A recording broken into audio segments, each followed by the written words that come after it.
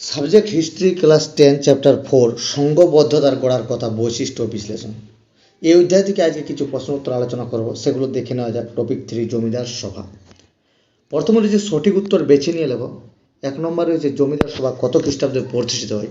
এতে রয়েছে 1836 খ্রিস্টাব্দে, বিতে রয়েছে 1838 খ্রিস্টাব্দে, সিতে রয়েছে 1866 খ্রিস্টাব্দে, ডিতে রয়েছে 1876 খ্রিস্টাব্দে।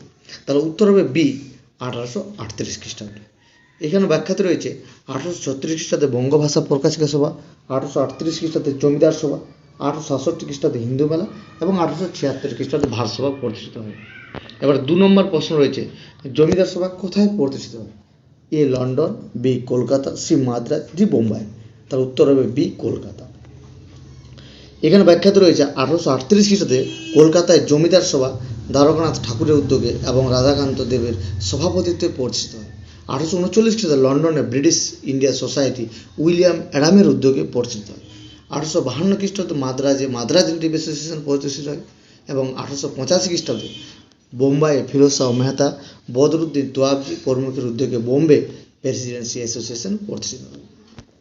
এরপর 3 নম্বর প্রশ্ন হয়েছে ভারতের প্রথম উল্লেখযোগ্য রাজনৈতিক সংগঠনের নাম কি। বঙ্গভাষা প্রকাশিকা সভা, জমিদার সভা, হিন্দু মেলা, ভারত সভা। তার উত্তর হবে বি, জমিদার সভা। এখানে ব্যাখ্যাতে রয়েছে জগৎচন্দ্র বাঘলের মতে বঙ্গভাষা প্রকাশিকা সভা ছিল বাঙালি তথা ভারতীয়দের প্রথম রাজনৈতিক প্রতিষ্ঠান, আর ভারতের প্রথম উল্লেখযোগ্য রাজনৈতিক সংগঠন ছিল জমিদার সভা। একটি ব্যাখ্যা উত্তর, জমিদার সভার সভাপতি কে ছিলেন। উত্তর রাধাকান্ত দেব।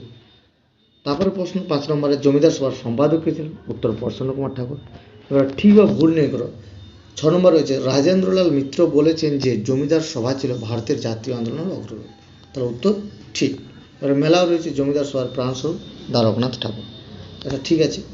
এবারে বিবৃতি ও ব্যাখ্যা। এখানে বিবৃতি রয়েছে জমিদার সভার লক্ষ্য ও উদ্দেশ্য ছিল সংকীর্ণ ও সীমিত। তাহলে ব্যাখ্যা হচ্ছে জমিদার সভায় কেবলমাত্র শিক্ষিত ব্যক্তিরাই সদস্য হতে পারত। বিতে রয়েছে জমিদারদের স্বার্থ রক্ষা করার জন্যই সভা প্রতিষ্ঠিত হয়েছিল। সিতে রয়েছে জমিদারদের সবার সদস্যদের সঙ্গে সমাজের অধিকাংশ মানুষের কোনো যোগাযোগ ছিল না। তাহলে উত্তর হবে বি, জমিদারদের স্বার্থ রক্ষা করার জন্যই এই সভা প্রতিষ্ঠিত হয়েছিল। এখান পর্যন্ত আজকে, পরবর্তী সময় আরও নতুন ভিডিও নিয়ে আসবো।